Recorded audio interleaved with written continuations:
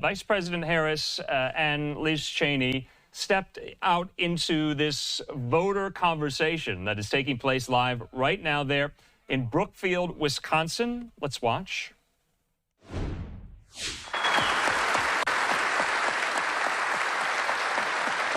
Congresswoman Cheney, you know how hard this is, though. You know how hard it is to break away from tribal loyalty, to do something you haven't done before.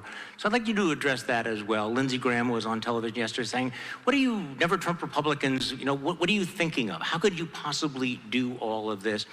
There are a lot of people who are listening to us who may be disillusioned with what's happening with the Republican Party, but they're afraid of paying the price because there is a cost to all of that. So what do you say to those Americans? Well, don't listen to Lindsey Graham, number one. It's good life advice, actually. But what I say is that what undergirds everything that we are as a nation, everything that we are as a nation is the rule of law, and it's our Constitution. And when you look at what Donald Trump did after the last election, when you look at the cruelty that's involved in someone who watches an attack on the United States Capitol, an attack conducted by people in his name, and refuses for over 3 hours to tell the mob to leave. I mean, people just need to think about what that's depravity.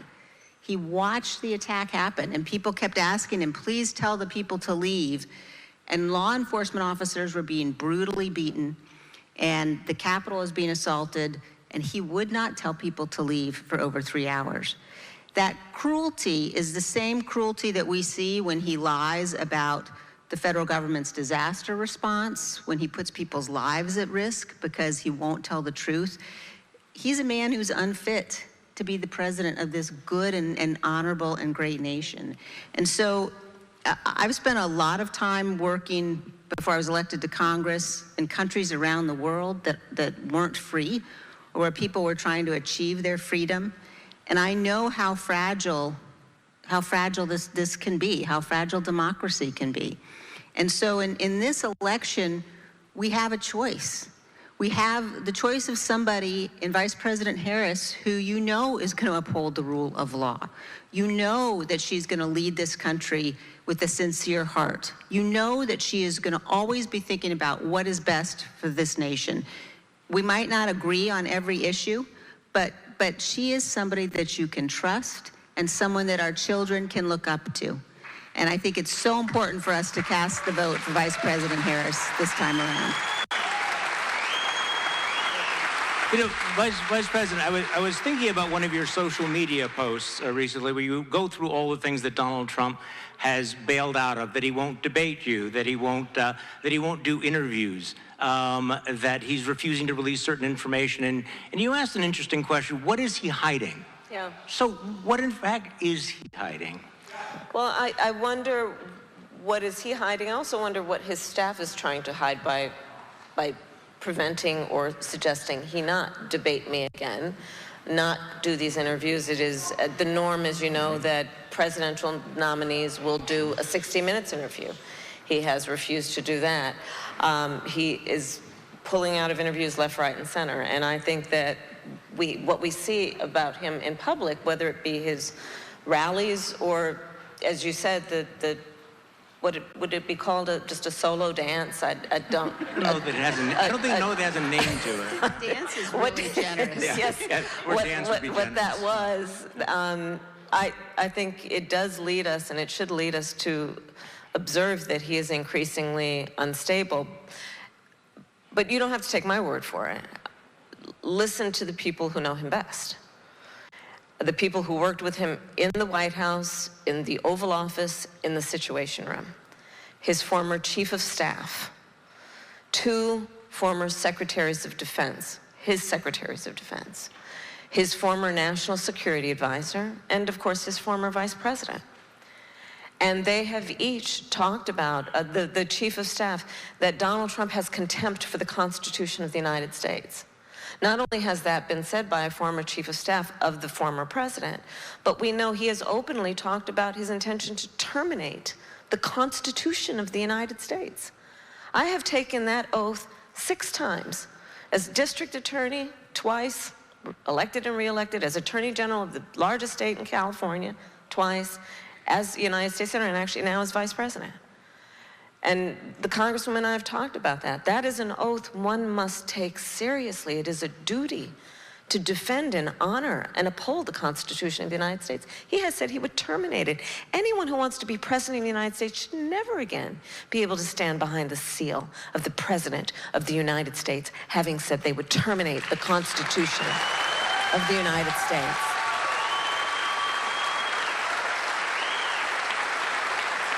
And again, most recently, the report is that the former chairman of the Joint Chiefs of Staff, a decorated general, said of Donald Trump that he is fascist to the core.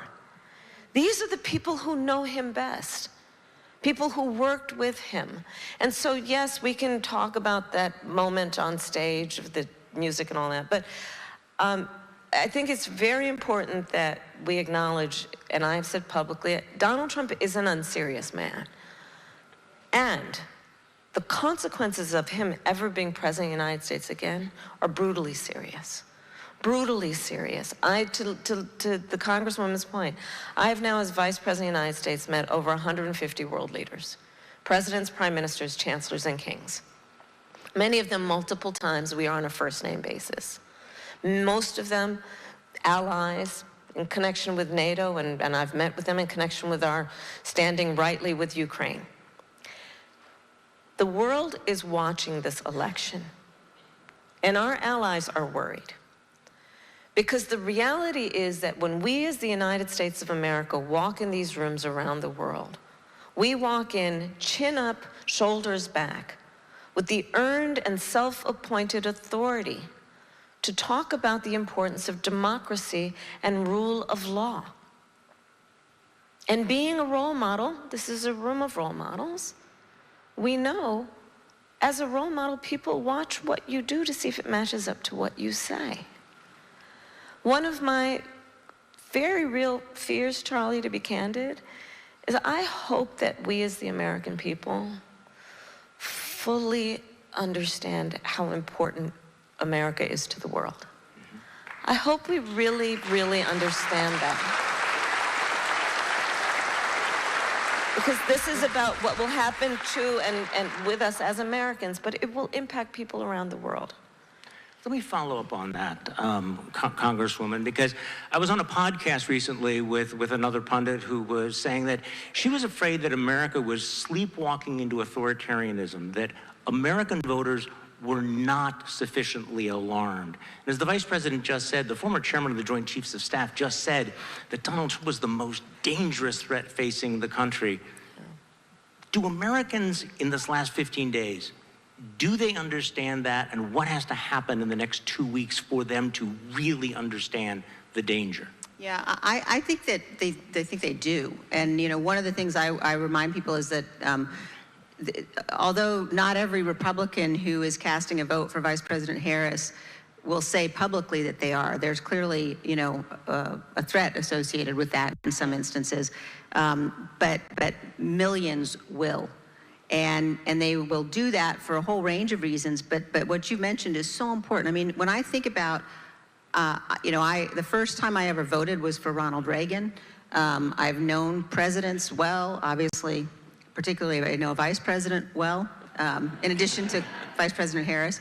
And I watch how our presidents have operated. And even when there have been presidents that we have potentially disagreed with on issues, they've respected the Constitution. I mean, think about the 2000 election and how close that was, and what Vice President Gore did in his concession speech and ensuring that we had the peaceful transfer of power. And so I would just urge people, again, you don't have to take my word for it, but look at what the people closest to Donald Trump are saying about him. Look at the testimony of the leaders of his Justice Department, the leaders of his campaign, the most senior officials in his White House. Look at their testimony in front of the Select Committee.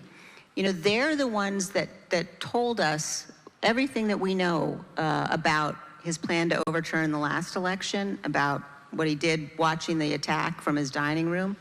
We've never faced a threat like this before. And I think it's so important for people to realize this republic only survives if we protect it.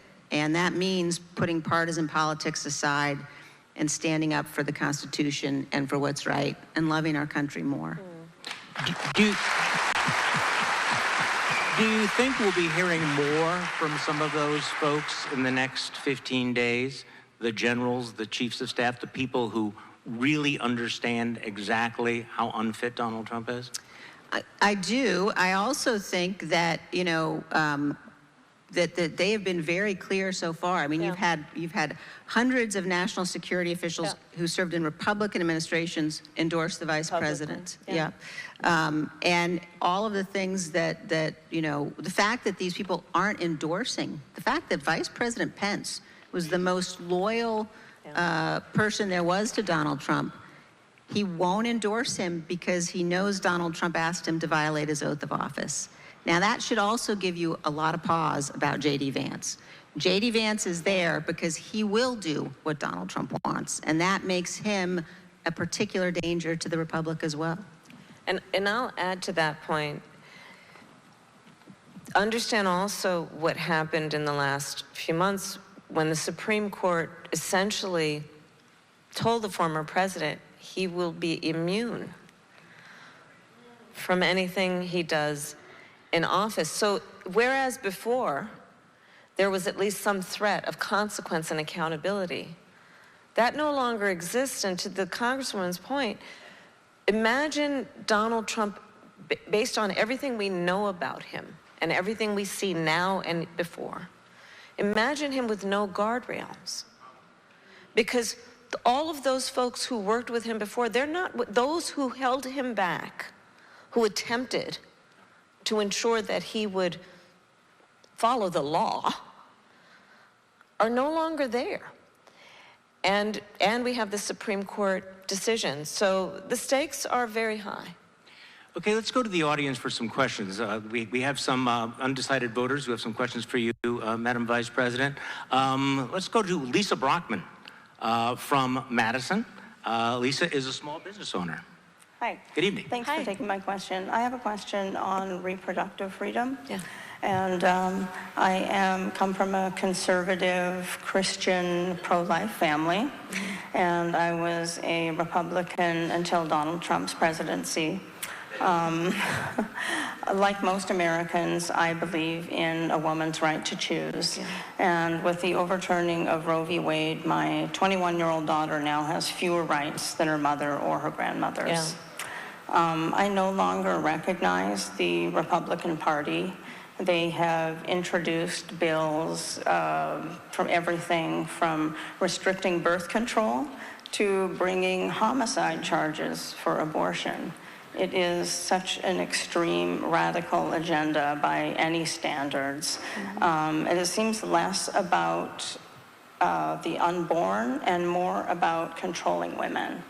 So my question is, what are your thoughts on this extremism, and how can we restore those fundamental human rights that have been taken away from the American women? Thank you. So to your point, when Donald Trump was president, he hand-selected 3 members of the United States Supreme Court with the intention that they would undo the protections of Roe, and they did as he intended. And now there are at least 20 states in our country that have criminalized healthcare providers, to your point.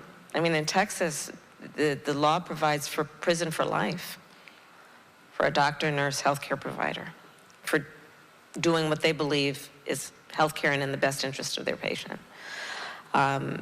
Punishing women, I was actually just this week, just a few days ago in the state of Georgia with the mother of a young woman who died because of Georgia's abortion ban, and she had to go to another state, and it's a long and very tragic story that did not have to be. And here's how I think about this issue. One does not have to abandon their faith or deeply held beliefs to agree that the government, these folks in a state capital, much less Donald Trump, should not be making this decision for her. If she chooses, she will talk with her priest, her pastor, her rabbi, her imam, but not the government. And I also have found, though, since the 2 years that the Dobbs decision came down that this happened, I have had conversations with a number of people who were opposed to abortion and remain opposed to it, but did not intend for the harm that we are seeing to happen.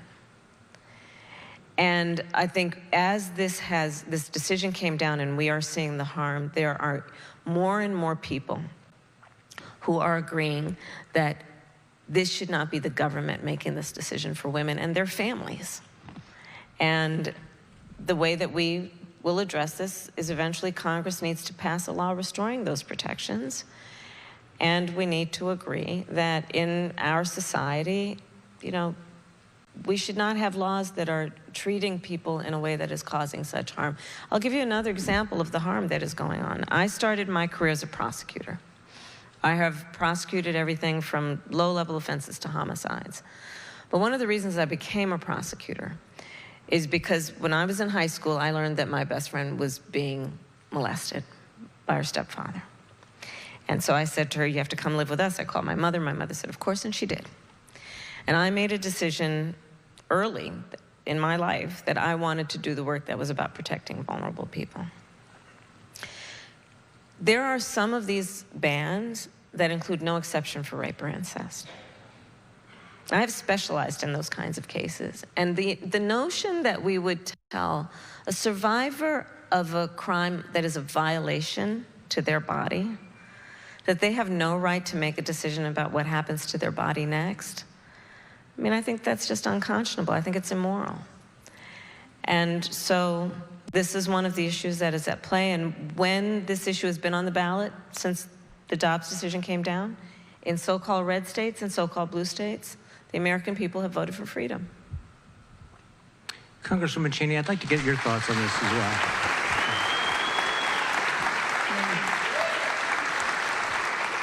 You know, I'm pro-life. And I have been very troubled, deeply troubled by what I have watched happen in so many states since Dobbs. And I have been troubled by the extent to which you have women who, as the Vice President said, in some cases have died, who can't get medical treatment that they need because providers are worried about criminal liability. You know, we're facing a situation today where I think that it's an untenable one. And I think that as we deal with issues like this one, having a president who understands how important compassion is, who understands that these shouldn't be political issues, that we ought to be able to have these discussions and say, you know what, even if you are pro-life, as I am, I do not believe, for example, that the state of Texas ought to have the right, as they're currently suing to do, to get access to women's medical records. I mean, there are some very fundamental and fundamentally dangerous things that have happened. And so I think that it's crucially important for us to find ways to have the federal government play a role and protect women from some of the worst harms that we're seeing. But again, I just think that if you look at the difference in the way that Donald Trump is handling this issue, you know, Donald Trump at one point called for criminal penalties for women.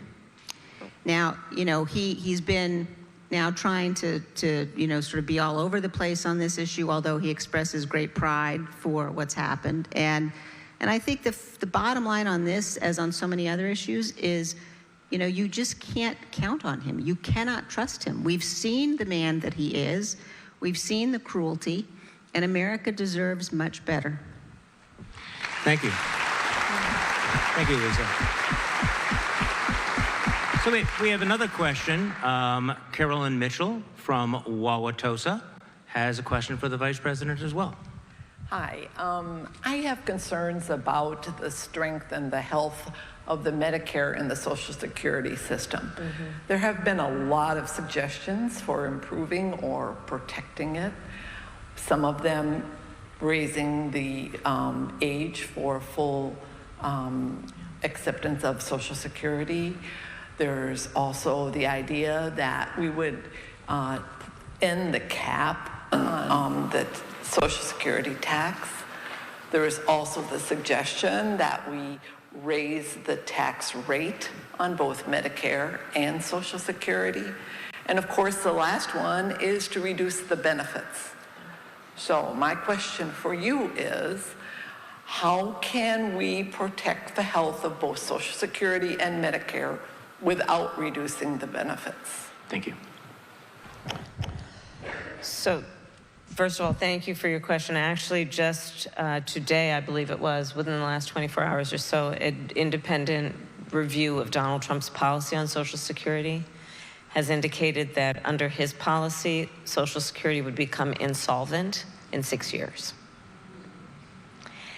And what I and you and I think most of us know is that we have many, many seniors in our country where their Social Security check is their only form of income. It's everything and the only thing they have to live on, to pay rent, groceries, all of that. And so we must protect Social Security. If you look at Donald Trump's Project 2025, the plan that they have if he is elected or re-elected president, it would attack Social Security, it would attack Medicare. And back to the point about just what is in the interest of dignity. The President of the United States should have as one of their highest concerns the dignity of the American people. And in particular, those who have lived a productive life, who deserve to be able to retire and go into their senior years with the dignity of not worrying about whether they're gonna have a roof over their head or be able to eat. So my plan includes what we need to do to strengthen the solvency of Social Security. It includes what we're gonna need to do and work with Congress to make sure we're putting more into it, and it cannot be about cutting benefits because right now those benefits are barely adequate as it is. What we must also do is continue to strengthen Medicare around what we've been working on, which is to allow Medicare to negotiate prescription medication costs for our seniors. So in the last 4 years, we have now capped the cost of insulin at $35 a month for seniors. This is a huge issue for so many who have otherwise either taken a bus trip to Canada to try and get their prescription medication. You're smiling, you know what I'm talking about. Or not that you have, I'm not suggesting that. Not suggesting that. And we've also capped the cost of prescription medication at $2,000 a year for our seniors. Understanding again that this is a related issue, which is what is causing our seniors to be on the verge of bankruptcy and homelessness, by the way. The other work that we have to do is to deal with home health care and how Medicare is covering that. So part of my plan is right now, the only way that there will be coverage for home health care is, generally speaking, Medicaid, which means that the family or the individual would have to spend down all of their savings to be able to be eligible for Medicaid. And frankly, I think it's just that's wrong, and it's just wrong. You know, I took care of my mother when she was sick. And the work that needs to happen to support our seniors to be able to stay in their home, to be able to live a life with dignity, should include that we will pay attention to the fact that not everybody can afford that help. Not everyone has a family member who can do it. And so my plan includes having Medicare cover home health care work for seniors, so that You can stay in your home, for example, and have someone who can prepare a meal and help you put on a sweater. But the core point being dignity and understanding that we should not have a society that allows or requires our seniors to go into poverty in order to qualify for the care that they may need, that I think we most would agree should provide. Thank you.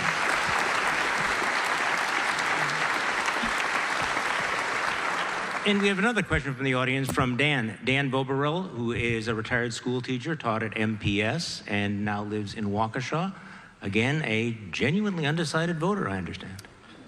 Thank you. Come on, Good Dan. evening. What did you say? I was told I was going to be an alternate, so I was a little worried about getting my question, but Take your this time. is a question. I actually retired from MPS, but I currently teach, and I teach at a private Catholic school. I'm a Catholic, but I've also been pro-life, pro-choice, depending, but I have 5 daughters, and I think it's my duty to continue with the children I teach as well, to see that we need to respect women, and I've really come to the conclusion that this toxicity that exists is just rather embarrassing, and as a lifelong Republican, who I thought your father would be a great president. Thank you. I'd say George wasn't, but I've come to this realization, and it's been very difficult. So my big question was for the future of my children, and also students that I encounter, and try to show that we have to have some kind of civility, like we did back in the 80s when Ronald Reagan and Tip O'Neill, of course, could talk about things and solve problems, and now it's trying to get one better than the other. And so I'm just wondering, in your position now, how to convince people like me, who some of my siblings might be questioning what I'm doing here, but I think, like you said, we have to be courageous, and that's what I'm trying to be. And so what do you think we can do in the last 15 days, or you can, or Madam Vice President, what you can do to try to get some of these people to cross over? I know you already said that some of them probably won't say who they're voting for, but or something I could take with me to say, this sounds very good, or we ought to at least listen to this. To reduce the toxicity? Yes. Okay. Yeah, I think that you know, you've really put your finger on something that's so important, and you see it as a teacher. You know, any of us who are around young children, I see it as a mom. My kids aren't so young anymore, but you know, when they look at how elected officials, and in particular how Donald Trump is conducting himself now, that's not a lesson that anybody would look up to. And I think about it often from the perspective of the men and women who've worn the uniform of our country and who have sacrificed so much for our freedom. All of us have an obligation to be worthy of that sacrifice. And in this,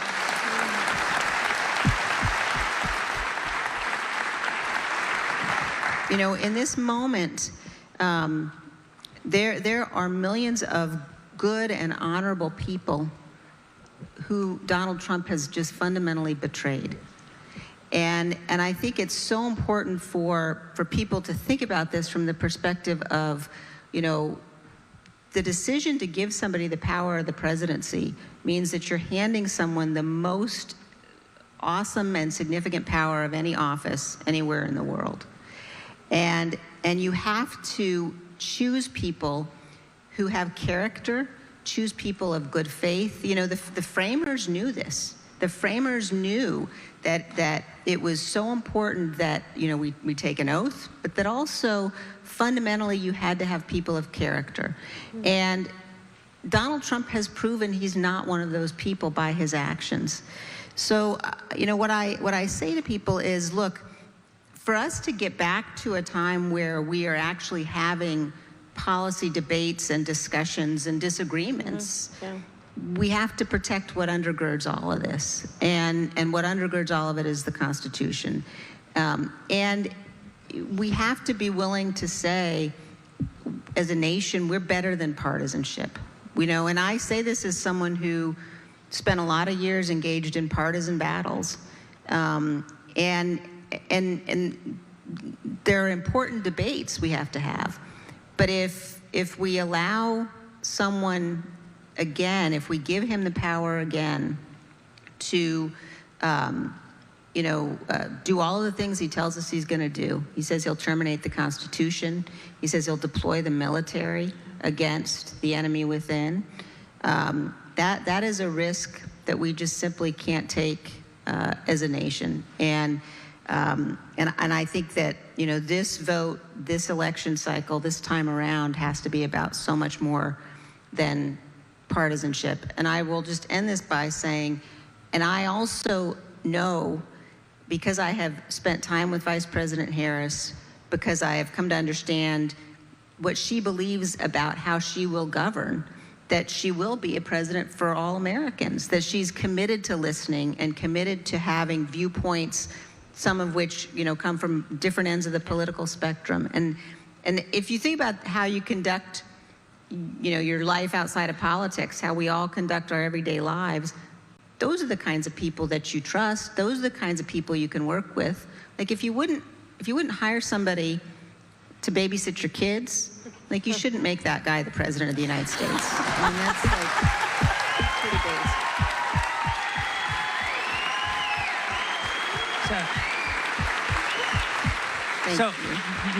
Madam Vice President, this question goes to the heart of our discussion tonight, because it is not about politics. It's not about left versus right. We're talking about the culture and the impact, the coarsening of the culture, the way in which we have been taught to fear and hate one another, and how our debates have just devolved into sort of trolling one another. How do we get back from that? So I think that Dan raised, and Charlie, your point is really also hitting on. We have to tap into and rejoice, frankly, in the spirit of who we are as Americans. And we are an ambitious people. We have aspirations. We have dreams. We are optimistic by nature. And we, I think, value certain qualities in our leaders. To your point as being a teacher, those of us who are parents or parent in any form, the notion over the last several years coming from Trump and those who follow him, meaning people like who he's running with, not his voters, but just others, the notion that the measure of the strength of a leader is based on who you beat down is just wrong-headed. I think most of us would agree that the real measure of the strength of a leader is based on who you lift up. I think most of us would agree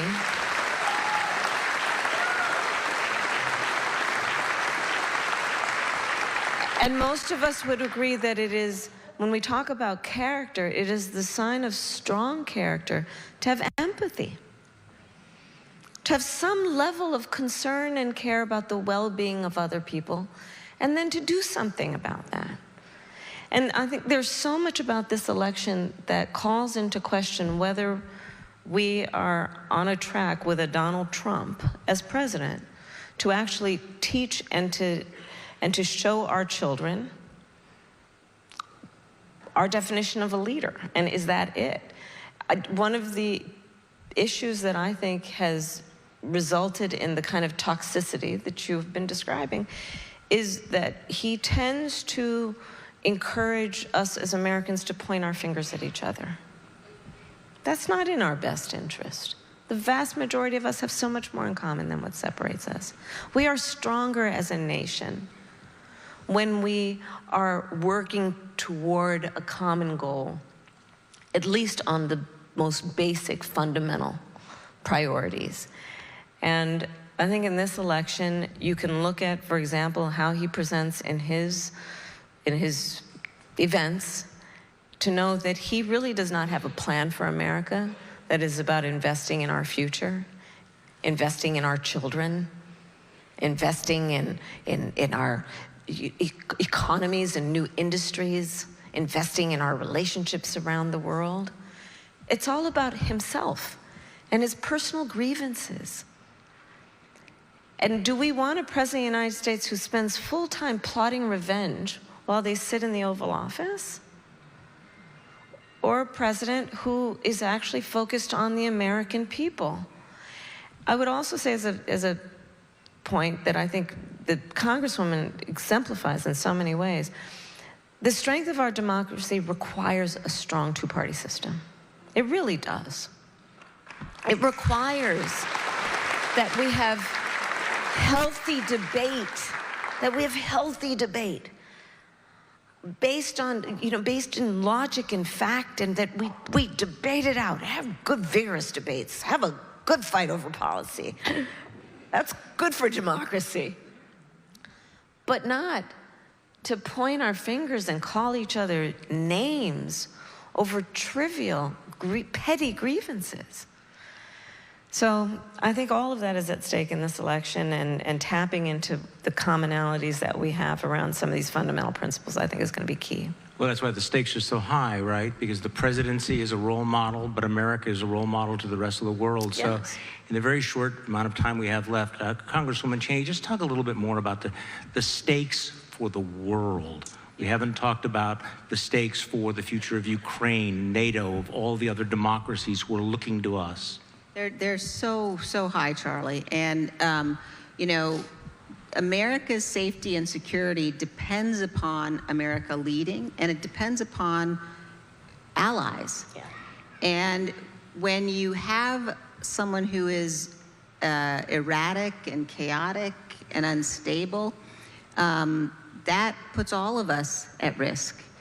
I tell people often, I spend a lot of time working on national security issues, and when people that I know in the Republican Party tell me they might be considering voting for Trump from a national security perspective, I ask them, go look at his national security policies. Please go look at them, because what he's proposing in terms of withdrawing from NATO, welcoming Vladimir Putin to attack our NATO allies, he praises Kim Jong-un, the leader of North Korea, and President Xi of China, and Putin of Russia. And if you listen to him, he doesn't just praise those people generally. He praises them for their cruelty, yep, for their tyranny. Yep. That's not who we are as a nation. It's not who we are. And the world needs us to be better, and our own security and our own freedom requires that we have a president who understands America has to lead, and that our strength comes both from our greatness and also from our goodness. And that's Vice President Harris. And just to, thank you.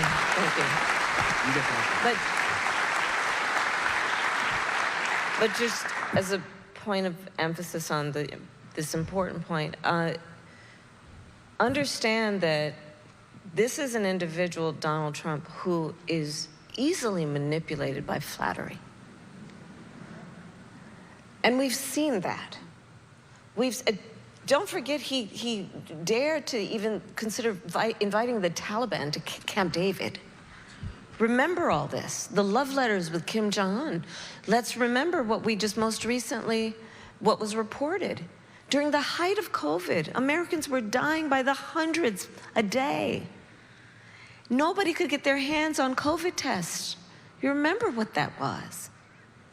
During that time, he secretly sent COVID tests to Vladimir Putin for his personal use. On the issue of Ukraine, he says, oh, well, I'd solve that in a day. Well, I don't think we as Americans think that the President of the United States should solve an issue like that through surrender. And understand that's what would happen. Understand that's what would happen. Vladimir Putin would be sitting in Kyiv if Donald Trump were president. And understand what that means. As so much our allies understand, and that's why they're concerned about this election. If Putin were to get away with invading the sovereignty and territorial integrity of Ukraine, because America, the leader in bringing the allies together and standing for fundamental international rules and norms like sovereignty and territorial integrity, if Vladimir Putin got away with that, you think he wouldn't march next right into Poland And the rest of Europe? Because Donald Trump wants to please somebody that he considers to be a strong man who he admires? So on this and so many issues, the stakes are extremely high. But I would say this is a final point for now. This is not as much an issue of what we are against as what we are for. And I'll end my point where I started. We love our country, and our country is worth fighting for. And that's how I think of this. Our democracy will only be as strong as our willingness to fight for it. And you all are taking your time out of your lives to be here because we, I think, agree on that among the most fundamental principles at stake. And I thank you for the time you've taken, and I hope to earn your vote, by the way. Thank you. Thank you. Thank you. And we have 15 days to make a decision. Thank you all for coming here to Brookfield. Thank you, Congresswoman Liz Cheney, Vice President Kamala Harris. Thank you so much.